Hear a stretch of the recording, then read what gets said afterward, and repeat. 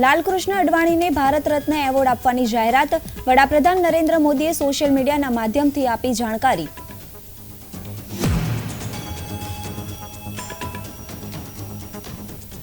Delhi crime બ્રાન્ચની team notice આપવા પહોંચી દિલ્હી મુખ્યમંત્રી આવાસ પર ધારાસભ્યોને ખરીદવાના ભાજપ પરના આરોપના પગલે કેજરીવાલ સામે ફરિયાદ।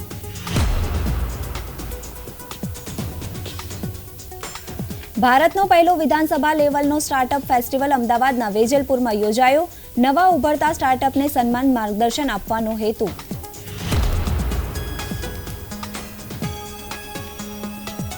અમદાવાદમાં નવા લુકમાં ડબલ ડેકર બસની થઈ શરૂઆત। 34 વર્ષ બાદ મેયર પ્રતિભા જૈનના હસ્તે ઉદ્ઘાટન।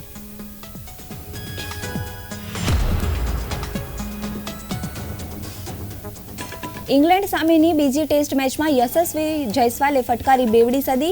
આ સિદ્ધિ હાંસલ કરનારો સૌથી યુવા ભારતીય।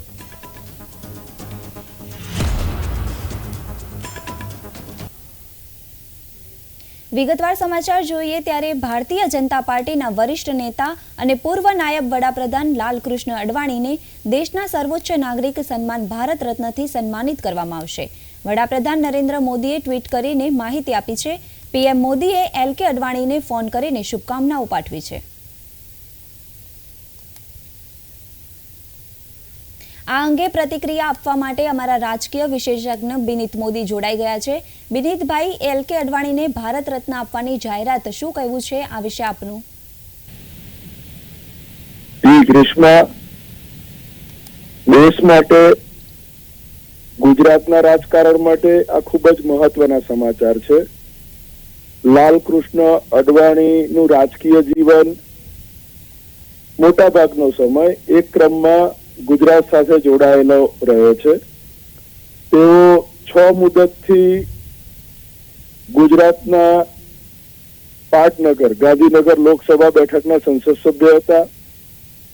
એ જ સમયગાળામાં તેઓ નાયબ વડાપ્રધાન અને ગૃહમંત્રી પણ હતા। અડવાણીજી અવારનવાર ગુજરાતને યાદ કરતા રહ્યા છે। એમના વડવાઓ પાકિસ્તાનથી સ્થળાંતર કરીને ગાંધીગ્રામ આવ્યા હતા, ગાંધીધામ, કચ્છના ગાંધીધામ શહેર। તો એ વાતને તેઓ દિવસો વર્ષો સુધી ગુજરાતની મુલાકાતે હોય ત્યારે ખૂબ ભાવપૂર્વક યાદ કરતા। કચ્છના વિકાસ પ્રત્યે પણ એમને વિશેષ ધ્યાન આપ્યું। અમદાવાદની વાત કરીએ તો અમદાવાદના શાહપુર વિસ્તારના મતદાન મથકના તેઓ મતદાર રહ્યા। અહીંયા સ્થાનિક સ્વરાજ્યની ચૂંટણી હોય, વિધાનસભાની હોય કે લોકસભાની ચૂંટણી હોય, તેઓ નિયમિત મતદાન કરવા આવતા। આ ક્રમ એમણે 2017ની સાલ સુધી જાળવી રાખ્યો। તો અડવાણીજીનું ભારતના રાષ્ટ્રના જાહેર જીવન સાથે, ગુજરાતના જાહેર જીવન સાથે બહુ મહત્વનું પ્રદાન રહેલું છે। એમણે માય કન્ટ્રી માય લાઈફ નામે આત્મકથા લખીને ઉજળો હિસાબ આપ્યો છે। એમની આ આત્મકથાનો ગુજરાતી ભાષામાં પણ અનુવાદ થયો છે। તો ભારત માટે, ગુજરાત માટે અડવાણીજીને આજે ભારત રત્નની જાહેરાત થઈ છે। ભારતનું આ સર્વોચ્ચ નાગરિક સન્માન છે। તો એનો ખૂબ જ આનંદ આપણે વ્યક્ત કરીએ છીએ। જી ગ્રીષ્મા। જી, આભાર આપનો। દિલ્હી પોલીસની ક્રાઇમ બ્રાન્ચની ટીમ શનિવારે સવારે અરવિંદ કેજરીવાલના ઘરે પહોંચી હતી। તમને જણાવી દઈએ કે ક્રાઇમ બ્રાન્ચના એસીપી ધારાસભ્યોની હોર્સ ટ્રેડિંગના આરોપના મામલે કેજરીવાલને નોટિસ આપવા તેમના નિવાસ સ્થાને પહોંચ્યા હતા। અરવિંદ કેજરીવાલે આરોપ લગાવ્યો હતો કે ભાજપ પાર્ટી તેમના ધારાસભ્યોને ખરીદવાનો પ્રયાસ કરી રહી છે। કેજરીવાલે કહ્યું હતું કે તેમના 21 ધારાસભ્યોને તોડવાની ભાજપની યોજના છે। આ અંગે તેમના 7 ધારાસભ્યોનો સંપર્ક કરવામાં આવ્યો હતો, જેના પગલે ભાજપના નેતાઓએ 30 જાન્યુઆરીએ દિલ્હી પોલીસ કમિશનરને ફરિયાદ કરી હતી।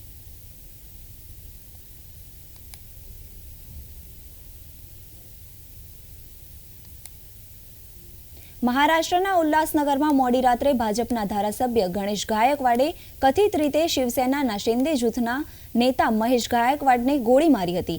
આ મામલે શનિવારે ભાજપના ધારાસભ્ય ગણેશ ગાયકવાડની ધરપકડ કરવામાં આવી છે। તેમની ધરપકડ પહેલા ગણપત ગાયકવાડે કહ્યું કે તેમણે બંદૂકનો ઉપયોગ કર્યો કારણ કે તેમના પુત્રને પોલીસ સ્ટેશનમાં મારવામાં આવી રહ્યો હતો.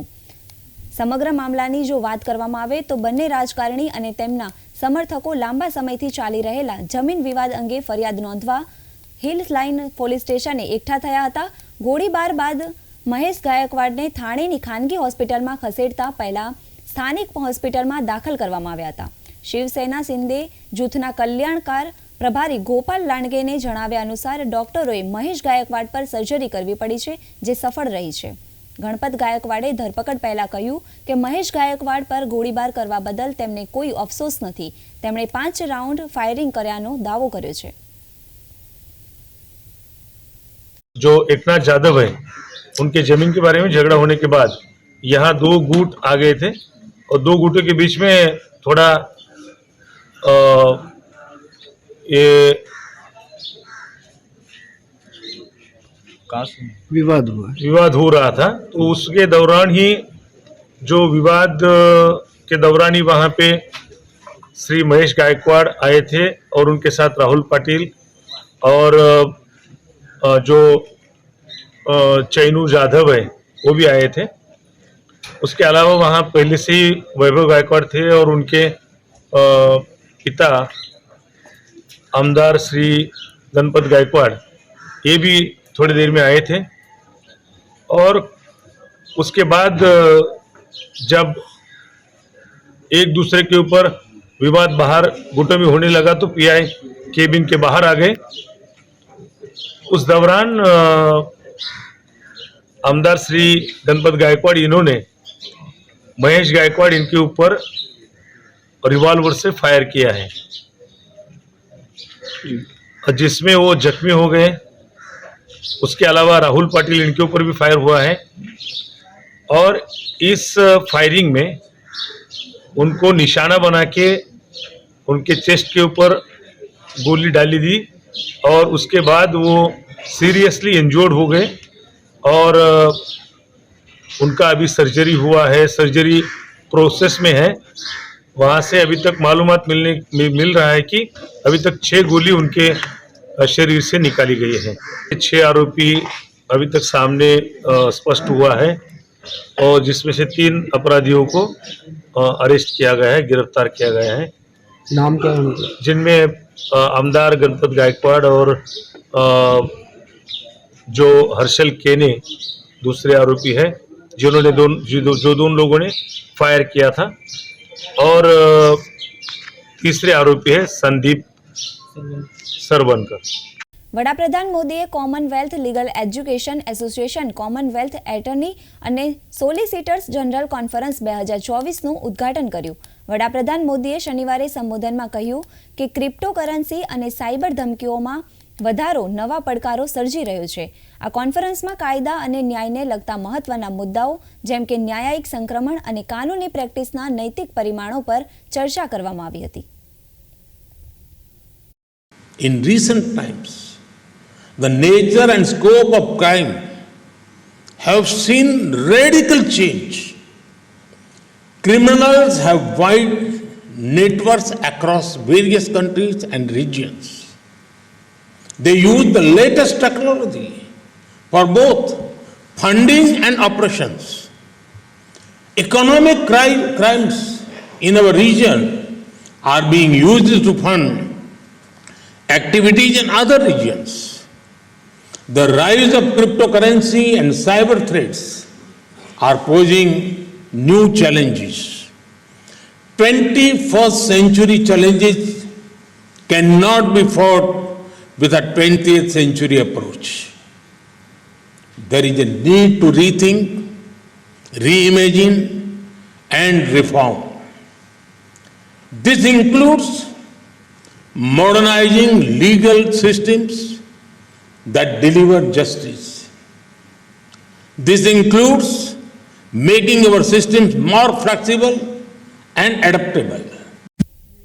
વડાપ્રધાન નરેન્દ્ર મોદીની શનિવારે ઓડિશાની મુલાકાત છે, ત્યારે તેમની મુલાકાત પહેલા કડક સુરક્ષા વ્યવસ્થા કરવામાં આવી છે. વડાપ્રધાન નરેન્દ્ર મોદી શનિવારે ઓડિશામાં ₹68,000 કરોડથી વધુની વિકાસ પરિયોજનાનું લોકાર્પણ કરવાના છે. આ પ્રોજેક્ટ્સમાં ₹2,045 કરોડ રૂપિયાના ખર્ચે પૂર્ણ થયેલા 3 હાઈવેનો પણ સમાવેશ થાય છે. ઉપરાંત પ્રધાનમંત્રી ઉર્જા ગંગા યોજના હેઠળ ₹2,450 કરોડથી વધુના ખર્ચે બનેલ 412 કિલોમીટર લાંબી ધમરા અંગુલ પાઇપલાઇન અને બોકારો ધામરા પ્રોજેક્ટનો પણ સમાવેશ થાય છે. આ પ્રોજેક્ટ ઓડિશાને નેશનલ ગેસ ગ્રીડ સાથે જોડશે. વડાપ્રધાન 692 કિલોમીટર લાંબી મુંબઈ નાગપુર ઝારસુગુડા પાઇપલાઇનના નાગપુર ઝારસુગુડા ફેઝના કુદરતી ગેસ પાઇપલાઇન વિભાગનો શિલાન્યાસ પણ કરશે. 2,660 કરોડથી વધુના ખર્ચે વિકસાવવામાં આવનાર આ પ્રોજેક્ટ ઓડિશા, મહારાષ્ટ્ર અને છત્તીસગઢ જેવા રાજ્યોમાં કુદરતી ગેસ સરળતાથી ઉપલબ્ધ કરાવશે.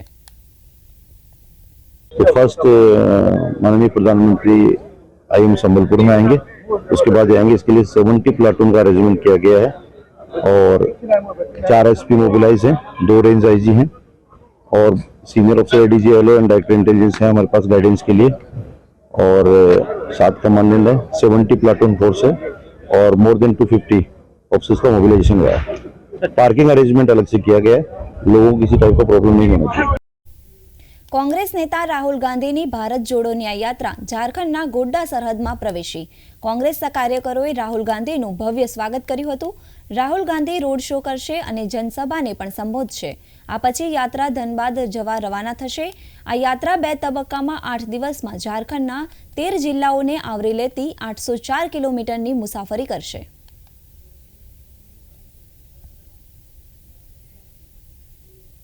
મજબૂત હ્યુમન ઇન્ફ્રાસ્ટ્રક્ચર ઊભું થાય તેમાં યોગદાન આપવાના આશયથી વેજલપુર વિધાનસભામાં સૌપ્રથમ વખત વિધાનસભા લેવલના સ્ટાર્ટઅપ કાર્યક્રમનું આયોજન કરવામાં આવ્યું. વેજલપુર વિધાનસભા ક્ષેત્રમાં વસતા યુવાનો પોતાના સ્ટાર્ટઅપ માટે સન્માન મેળવે અને નવા ઉભરતા સ્ટાર્ટઅપ માટે તેમને તમામ પ્રકારનું માર્ગદર્શન મળે તથા તેમને સરકાર તેમજ પ્રાઇવેટ ઇન્વેસ્ટર તરફથી આર્થિક મદદ મળે તેવા ઉદ્દેશ સાથે વેજલપુર સ્ટાર્ટઅપ ફેસ્ટિવલનું આયોજન કરાયું છે. એસજી હાઈવે પર આવેલી YMCA ક્લબ ખાતે કેન્દ્રના સહકાર મંત્રી અને ગાંધીનગર લોકસભાના સાંસદ અમિત શાહના હસ્તે તથા રાજ્યના મુખ્યમંત્રી ભૂપેન્દ્ર પટેલની ઉપસ્થિતિમાં વેજલપુર સ્ટાર્ટઅપ ફેસ્ટિવલનું ઉદ્ઘાટન કરવામાં આવ્યું. આજે છોકરાઓ આજના જ છાપામાં છે કે ગુજરાતમાં સ્ટાર્ટઅપના કારણે 48,000થી વધારે નોકરીઓ 1 વર્ષમાં મળી. યુવાનો નોકરીઓ આપવાની શરૂઆત કરી દીધી. યુવાનો નોકરીઓ શોધતા હતા, એની જગ્યાએ આ સ્ટાર્ટઅપના કારણે યુવાનો નોકરી આપતા થઈ ગયા. આ મોટું પરિવર્તન માન્ય નરેન્દ્રભાઈ લાયા છે. આ આપણા માટે ગૌરવની વાત છે. એટલે દરેકે દરેક ક્ષેત્ર કેવી રીતે આગળ વધાય. આજે ગ્લોબલ પ્લેટ 2003માં મને એમ લાગે કે જે 2003માં ગ્લોબલ પ્લેટફોર્મ માટે વાઇબ્રન્ટની શરૂઆત કરવી, એ વખતે એમ કહેવાય કે દેશ પણ ગ્લોબલી કોમ્પિટિશનમાં ક્યાંય નહોતો આવતો એવું કહી શકાય. એ વખતે હમણાં ગુજરાતને ગ્લોબલ ઉપર મૂક્યું અને આજે તમે જુઓ આજનું આપણે વાઇબ્રન્ટ હમણાં પૂરું કર્યું માન્ય નરેન્દ્રભાઈના નેતૃત્વમાં 10મી કડી. આજે કેટલા દેશના કેટલા લેવલના નેતાઓથી માંડી અને ઉદ્યોગપતિઓ ગુજરાતમાં આવ્યા. આજે એ જે પરિવર્તન છે એ પરિવર્તન આજે આપણા યુવાનો માટે મને નરેન્દ્રભાઈ હર હંમેશ કહે છે. ઘણી વખતે પહેલા શું થાય કે યુવાનો માટે એક વોટર્સ નવા વધ્યા. ના, નરેન્દ્રભાઈ હર હંમેશ કહે છે કે ન્યૂ એજ વોટર્સ નહીં, ન્યૂ એજ પાવર વધ્યો. આ પાવર છે આપણો. એટલે યુવાનોનો ઉપયોગ એ એક વોટ માટે કરીને છોડી દઈએ એ કેવું વ્યાજબી રહે. આજે એમના માટે જે પણ કરવું પડે એ કરવાની તૈયારી માન્ય નરેન્દ્રભાઈ બતાવી. અને આ સ્ટાર્ટઅપના કારણે આજે ગુજરાત સરકાર પણ આ સ્ટાર્ટઅપ માટે હર હંમેશ જે ભણે છે એના માટે તો છે જ વ્યવસ્થા, પણ જે ઘેર બેઠા આ સ્ટાર્ટઅપ બનાવવું હોય તો એના માટે પણ ગુજરાત સરકાર આ પોલિસીમાં એને ઇન્વોલ્વ કર્યા છે. ગુજરાત સરકારે વર્ષ 2024થી 25ના બજેટમાં 7 નગરપાલિકાઓને મહાનગરપાલિકાનો દરજ્જો આપવાની જાહેરાત કરી છે. આ જાહેરાતને ગાંધીધામના નગરજનોએ આવકારી છે અને ગુજરાત સરકાર પ્રત્યે આભારની લાગણી વ્યક્ત કરી છે. ગાંધીધામની વર્ષો જૂની માંગ હતી કે ગાંધીધામને મહાનગરપાલિકા બનાવવામાં આવે.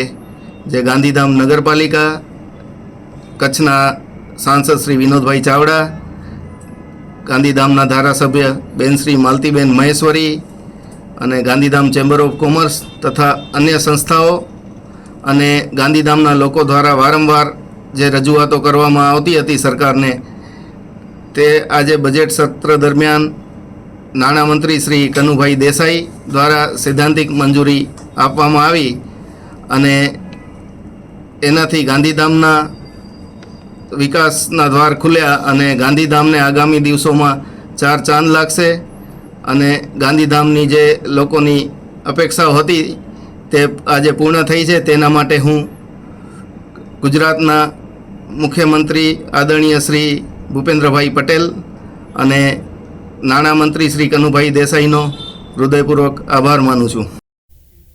નાણામંત્રી કનુ દેસાઈએ બજેટ સત્ર દરમિયાન રાજ્યની 7 નગરપાલિકાઓને મહાનગરપાલિકાનો દરજ્જો આપવાની જાહેરાત કરતા આણંદના શહેરીજનોએ ખુશી વ્યક્ત કરી છે. મારા મતે આણંદ માટે એક ઐતિહાસિક ક્ષણ છે, કારણ કે આણંદની પ્રગતિ તો બધાને ખબર છે. દેશ વિદેશમાં Amul milk capital of India તરીકે પ્રખ્યાત તો છીએ જ. અહીંયા બહુ વિદ્યાનગર જેવું અદ્ભુત એક શૈક્ષણિક સંકુલ છે જે આખા ગુજરાતમાં વધારે મોટું છે. ચરોતર જેવા સમૃદ્ધ પ્રદેશનું આ એક કેપિટલ છે. આટલું બધું હોવા છતાં પણ મ્યુનિસિપલ કોર્પોરેશન ન હોવાનો એક હંમેશા અમને અહેસાસ રહેતો હતો, એનો અફસોસ રહેતો હતો અને એ ક્ષણ આજે મિટાઈ ગઈ છે અને અમે ગુજરાત સરકારના ખૂબ ખૂબ આભારી છે કે આણંદના સર્વ નાગરિકોને આ આણંદ કોર્પોરેશને એક ભેટ આપી છે. આપણે આ વિધાનસભામાં જે આણંદને મહાનગરપાલિકાનો દરજ્જો આપવામાં આવ્યો એ અમને ખૂબ ખુશીના સમાચાર મળ્યા. આપણા સૌ માટે, આણંદની અને આણંદ જિલ્લાના સૌના માટે ખૂબ ખુશીના આનંદના સમાચાર મળ્યા અને આ થવાથી બહુ લાંબા સમયથી માગણી હતી કે આણંદને કોર્પોરેશન બનાવો. ઘણા બધા ટાઉન એવા હતા કે જે નગરપાલિકાઓ તેને કોર્પોરેશન બનેલી, પણ આણંદ બાકી રહી ગયેલું કોઈના કોઈ કારણસર. તો બધાના પ્રયત્નોથી ધારાસભ્ય, સંસદ સભ્ય, સંગઠનના બધાના પ્રયત્નોથી આજે બન્યું. તો આ સાથે અમને એવું લાગે છે કે આણંદ જિલ્લાનું અર્થતંત્ર અને આણંદનું અર્થતંત્ર ઓલમોસ્ટ જે થઈ રહ્યું છે એમાં ડબલ એનું અર્થતંત્રમાં વિકાસ આપણને લાગશે. ડબલ ટર્નઓવર થઈ જશે બધા એના. ગુજરાત સરકારે જે નિર્ણય લીધો છે કે આણંદને મહાનગરપાલિકા બનાવવી, એના માટે હું ગુજરાત સરકારને ખૂબ ખૂબ ધન્યવાદ આપું છું અને આણંદના આસપાસના વિસ્તારોની મહિલાઓ વતી હું એ લોકોની મારી ખુશી વ્યક્ત કરું છું, કારણ કે આણંદના વિકાસ, આણંદની આસપાસના ગ્રામ્ય વિસ્તારોનો વિકાસ આનાથી બમણી ઝડપે વધશે. વિકાસની ગતિ અને દિશા એ પણ બદલાશે. ગુજરાત સરકારે મોરબી નગરપાલિકાને મહાનગરપાલિકામાં રૂપાંતર કરવાની જાહેરાત કરતા પૂર્વ મંત્રી બ્રિજેશ મિરજાએ આ નિર્ણયને આવકાર્યો હતો. આ બજેટની જાહેરાતમાં આદરણીય નાણામંત્રી શ્રી કનુભાઈ દેસાઈએ દીર્ઘદ્રષ્ટિ વાપરીને મોરબી નગરપાલિકાને મહાનગરપાલિકામાં અપગ્રેડ કરી છે, તેને હું આવકારું છું. આ માનનીય મુખ્યમંત્રી શ્રી ભૂપેન્દ્રભાઈ પટેલની ઉદારતા અને મોરબી સહિત ગુજરાતના વિકાસ માટેની એમની તત્પરતા અહીં જોવા મળે છે અને મોરબીમાં આજે એક ઉમંગ, ઉલ્લાસ અને લોકલાગણીનો પડઘો ઝીલાયો છે એવું વાતાવરણ નિર્મિત થયું છે, એનો હું આજે સાક્ષી બન્યો છું. લીંબડી અમદાવાદ નેશનલ હાઈવે પર ખાનગી ટ્રાવેલ્સ બસ અને ડમ્પર વચ્ચે અકસ્માત સર્જાયો. જનશાળી ગામના પાટિયા પાસે થયેલા અકસ્માતમાં 2 વ્યક્તિના ઘટના સ્થળે મોત નીપજ્યા છે, જ્યારે અન્ય 20 વ્યક્તિઓને ઈજાઓ પહોંચતા સારવાર અર્થે 108 એમ્બ્યુલન્સ દ્વારા હોસ્પિટલ ખસેડવામાં આવ્યા છે. પોલીસે ઘટના સ્થળે પહોંચીને વધુ તપાસ હાથ ધરી છે. ભારતીય રિઝર્વ બેંકે લોકોને કેવાયસી અપડેટના નામે છેતરપિંડી સામે ચેતવણી આપી છે. તેમજ કેવાયસી અપડેટના નામે ગ્રાહકોની સતત છેતરપિંડી અને ફરિયાદોને ધ્યાનમાં રાખીને લોકોને નુકસાનથી બચવા અને પોતાને સુરક્ષિત રાખવા માટે સાવચેતી રાખવા જણાવ્યું છે. આરબીઆઈએ એકાઉન્ટ લોગિન ઓળખપત્ર, કાર્ડની માહિતી, પિન, પાસવર્ડ, ઓટીપી કોઈની સાથે શેર ન કરવા જણાવ્યું છે. પહાડો પર હિમવર્ષાથી મેદાની વિસ્તારોમાં ઠંડીમાં વધારો થયો છે. ઉત્તર ભારતમાં ફરી ઠંડી વધી છે. સમગ્ર ઉત્તર ભારતમાં ધુમ્મસની ચાદર ફેલાયેલી જોવા મળી રહી છે. દિલ્હી, એનસીઆરમાં પણ ભારે ઠંડી છે. હવામાન વિભાગના જણાવ્યા અનુસાર આજ સવારથી વાદળોની સાથે ધુમ્મસ પણ છવાયેલું જોવા મળશે. સાથે જ રાજધાનીમાં રાત્રે હળવા વરસાદની સંભાવના છે.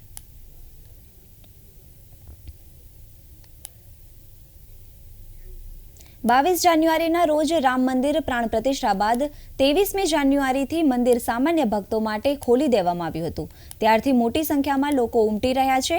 આ સાથે રામલલાને દાન પણ ખૂબ મળી રહ્યું છે. છેલ્લા 10 દિવસમાં રામલલાને 12 કરોડનું દાન મળ્યું છે. ભક્તો ઓનલાઈન અને ઓફલાઈન માધ્યમથી દાન કરી રહ્યા છે.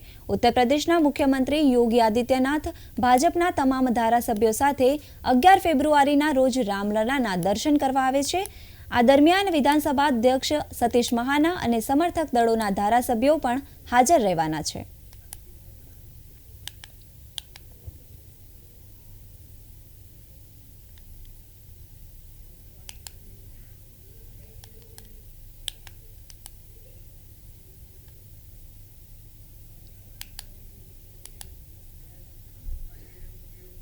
વિશાખાપટ્ટનમમાં રમાઈ રહેલા ભારત અને ઇંગ્લેન્ડ વચ્ચેની બીજી ટેસ્ટ મેચના બીજા દિવસે યશસ્વી જયસ્વાલે શાનદાર ડબલ સેન્ચુરી ફટકારી છે. તેને 277 બોલમાં ડબલ સેન્ચુરી ફટકારી હતી. આ સાથે જ તેને વિરાટ રોહિતના ખાસ ક્લબમાં એન્ટ્રી કરી લીધી છે. ભારત અને ઇંગ્લેન્ડ વચ્ચે 5 મેચની ટેસ્ટ સિરીઝની બીજી મેચ વિશાખાપટ્ટનમમાં રમાઈ રહી છે. વિઝાગ ટેસ્ટના પહેલા દિવસે 336 રન બનાવનાર ટીમ ઇન્ડિયા બીજા દિવસે પોતાનો સ્કોર વધુ વધારવાનો પ્રયાસ કરી રહી છે. ભારત કેટલો મોટો સ્કોર કરી શકશે તેનો આધાર બીજા દિવસે વિકેટ પર કેટલો સમય ટકી રહેશે તેના પર રહેશે.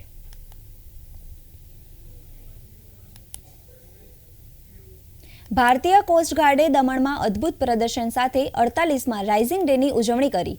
કોસ્ટગાર્ડ એર સ્ટેશન પર કરુકમનું આયોજન હતું. કોસ્ટગાર્ડની જવાબદારીઓમાં ઓફશોર સુરક્ષા, દરિયાઈ સુરક્ષા અને દરિયાકાંઠાની સુરક્ષા તેમજ ભારતના વિશિષ્ટ આર્થિક ક્ષેત્રની સુરક્ષાનો સમાવેશ થાય છે. 1 फरवरी 1977 को इंटरिम कोस्ट गार्ड की स्थापना की गई थी और उसी दिन को याद करते हुए आज कोस्ट गार्ड रेजिंग डे मनाया जा रहा है, जिसके तहत कोस्ट गार्ड रिसेप्शन का आयोजन किया गया था. તો હાલ બુલેટિનમાં બસ આટલું જ. નમસ્કાર.